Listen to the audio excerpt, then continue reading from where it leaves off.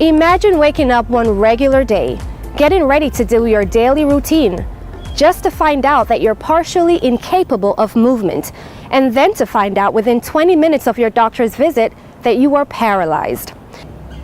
What would you do? Well, I had the opportunity to speak with Julie Mclean to share her story for the very first time about the condition that changed her and her family's life forever.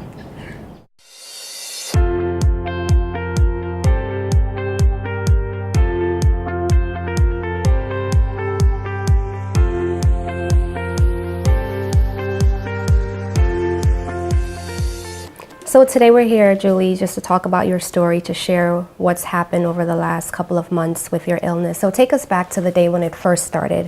What were you doing and what happened? It was Labor Day weekend in 2015.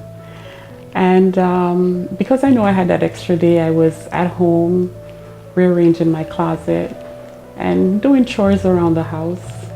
And then I felt nauseous after a while and a very piercing pain in my lower back. I decided to call the ambulance and I went to the hospital and they diagnosed that I was passing a kidney stone. The morning I woke up, the pain started again. And so of course I touched my husband. I asked him to go out and get the medication that the doctor prescribed. I felt nauseous again and then I sat at the bedside. I called him and I said, you have to come back because it's getting worse and I have to call the ambulance again. At this time, he was trying to, get me dressed to go into the ambulance. And I realized that I couldn't move my legs. They called in a neurologist. I didn't know what was happening. I didn't know what was going on. All I could say is, please God, whatever it is, please deliver me from this. I was in the ICU for actually 10 days and the doctor diagnosed transverse myelitis. Wow, transverse myelitis? Transverse myelitis. Okay. Which is inflammation of the spinal cord. Sophia, how long have you known Julie and her family? I have known her over 15 years. When I just moved to Florida, her husband and my husband, they work together. Oh. So Julie was one of the first, ladies that I met through my husband, and we developed, a friendship immediately because Julie's so warm. Nice. So we hit it off right off the bat. That is awesome. Yeah. What is one of the things that you remember as a fond memory of Julie before her condition? She's always calm. She's not necessarily the life of the party, she is the party.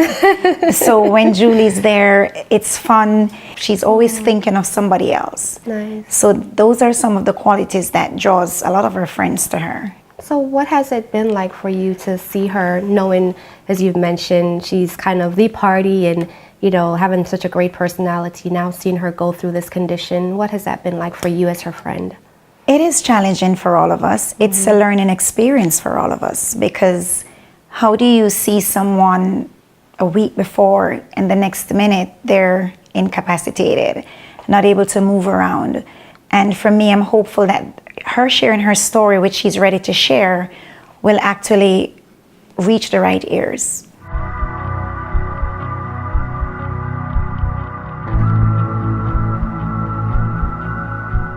I'm still trying to understand the condition, what it entails, what it takes from her. One of the things that I've learned is that the doctors don't honestly know, what causes it or how to fix it. So it's still a challenge. What do you hope that will happen for her as a result of doing this video? Whoever the individuals are that has the power to effect the change for her to walk again, let them see the video. Whatever help they can offer will be a blessing. She's an athletic girl, She's not the kind of person who, stays home and, she's an outgoing person and she loves to dance. She loves to dance. Yeah. Basically, my job is to, just stand beside her and encourage and support while she's going through the different situations. have a birthday coming up, and she was trying to arrange for us to have like a birthday get together. And a couple of friends came by and she was discussing it with her friends. I was trying to explain to them I'm not in for it. Everybody was saying that, she wants to do it, so let's go ahead and do it. My take on that whole issue is that if I cannot dance with her, I don't want no party. Oh. How was your husband? How would you describe his support with what has happened to you? Oh my God, amazing. Amazing. I don't. Wow. Amazing.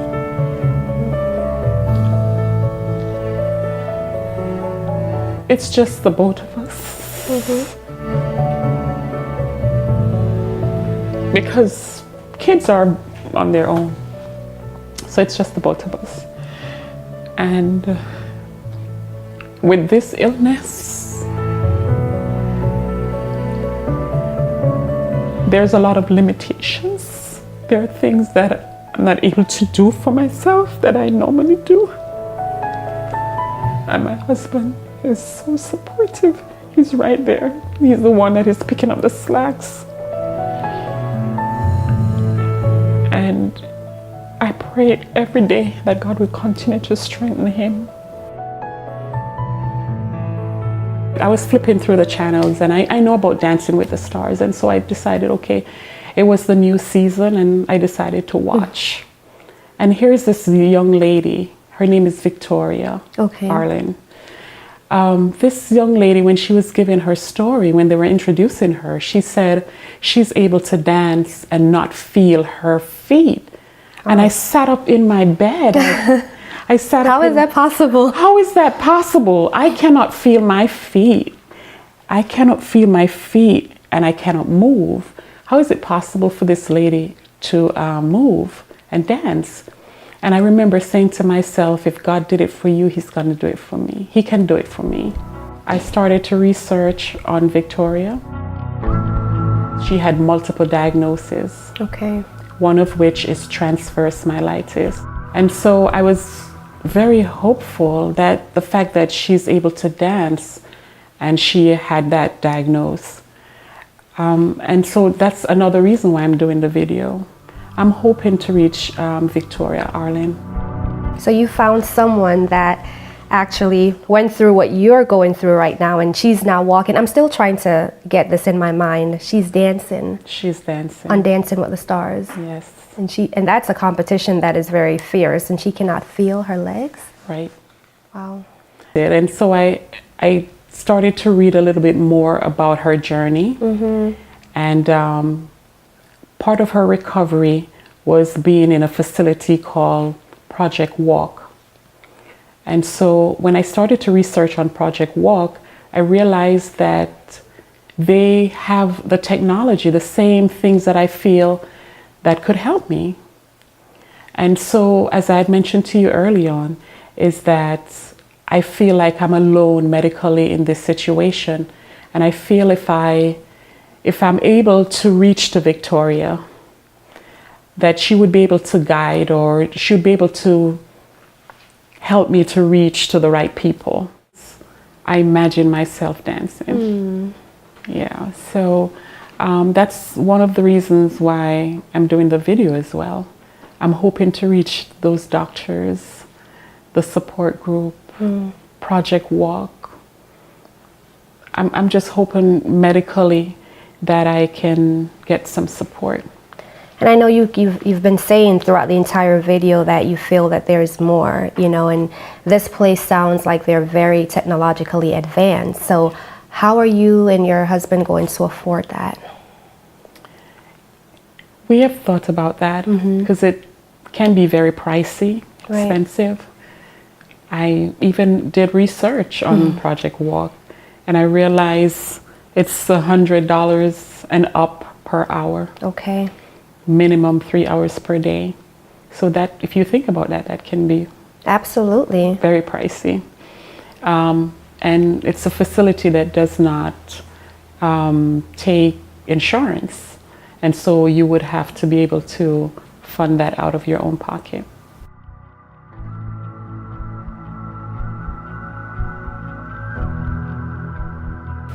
So what was your pastor just telling you, Julie? Oh, he just said something very profound. What did he say? He said, when we think of angels, we think of birds flying. But the true angels are people that God placed in our lives. Wow. These are the angels that are around us right now. You, myself, Sophie, Michelle, my husband, and the team that is here. So I thought that was profound. Transverse myelitis, also known as TM, is a condition that causes severe pain, paralysis, and sensory problems. 60% of the causes of TM are still unknown. Julie Mclean is one of the faces of the 60%. By sharing her story, she sincerely hopes to get the word out about TM and to connect with Victoria Arlen, sports anchor and contestant from Dancing with the Stars, in order to get access to the same treatment path as Victoria did at Project Walk. Here are 3 simple things that you can do to help Julie. 1. Share this video with as many people as you know. 2. Donate below at the GoFundMe link in order for her to get access to the treatment needed at Project Walk. And then 3, help us believe that she may one day walk again. Thanks for watching.